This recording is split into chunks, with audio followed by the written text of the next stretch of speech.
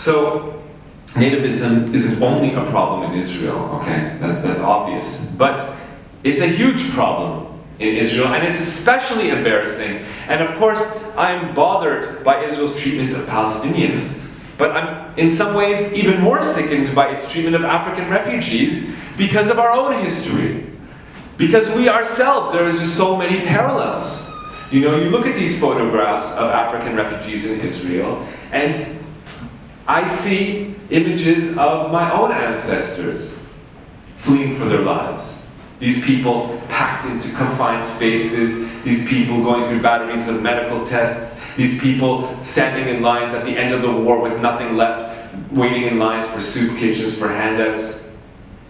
And what's even worse is that the same rhetoric used to dehumanize these African refugees was once used to describe Jewish refugees. And I'll explain what I mean by that. So in Israel, the government does not refer to them as refugees. It doesn't call them asylum seekers. It doesn't even call them migrants. It calls them infiltrators. This is the word the government uses to describe them. And first of all, I should say, none of them infiltrated. Like, legally, point of fact, every single one of them abided by international law.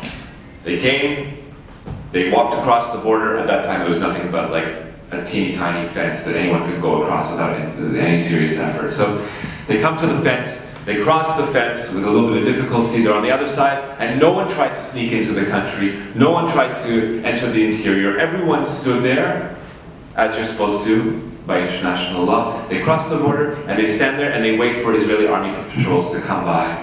And when they're picked up, they're given a battery of medical tests and you know, background checks to make sure they don't have any communicable diseases and they're not terrorists. So none of these people are undocumented, is what I'm trying to say. None of them are actual infiltrators. But in order to dehumanize them, okay, and demonize them, so the government calls them infiltrators. Incidentally, the same term used to delegitimize Palestinian refugees after 1948, when people who had fled the war wanted to come back to their homes and fields. They were called infiltrators. So these African refugees are called infiltrators by the state. Now, if you can imagine this is the exact same term, almost the exact same term, used to describe Jewish refugees fleeing Europe at the end of World War II. Okay? And I'm going to tell you a short story I mentioned earlier. I'm going to tell you a little bit about my own family, our own experience as refugees after the war, and how this affects us. So, without going into too much detail, my mother's father, before, he lived in a village of about 3,000 people. About half the village was Jewish, and one day they rounded up all the Jews in town and put them on transports and sent them off to the death camps. He had a sense that this was going to happen, and the day before he fled with his wife and child. They fled into the forest. Within not too much time, maybe a couple weeks, a roving band of Nazi soldiers came upon them, found them, and murdered almost every one of them, including my grandfather's wife and child, right in front of him. He managed to escape somehow. And the rest of the war, barely managed to survive, living in some dirty ditch. And in any case, horrific story. At the end of the war, he survived somehow against all odds.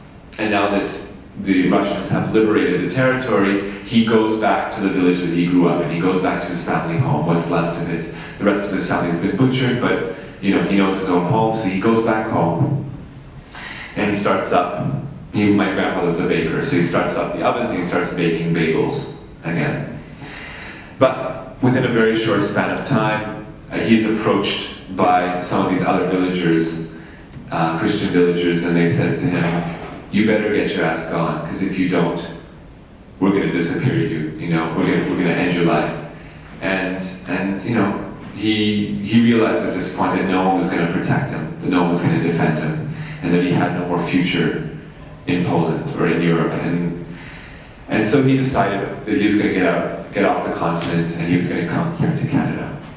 But since Poland doesn't have a port by which you can reach Canada, he would then have to cross several international borders in order to get to a body of water where he could, board a boat and sail over to the North American continent. But for doing that, he would have been called an infiltree. This is how they tried to demonize and delegitimize those Jewish refugees fleeing Europe at the end of World War II. They said, because you crossed more than one international border, therefore you're no longer a refugee. If you're a real refugee, you'll cross the border to get out the country you're in, and then the first country you come to, then you claim refugee status and you stay there. And this is, of course, it's absolutely ridiculous. People need to flee until they're free, until they feel safe. But migration is a human right. This is basic ABC.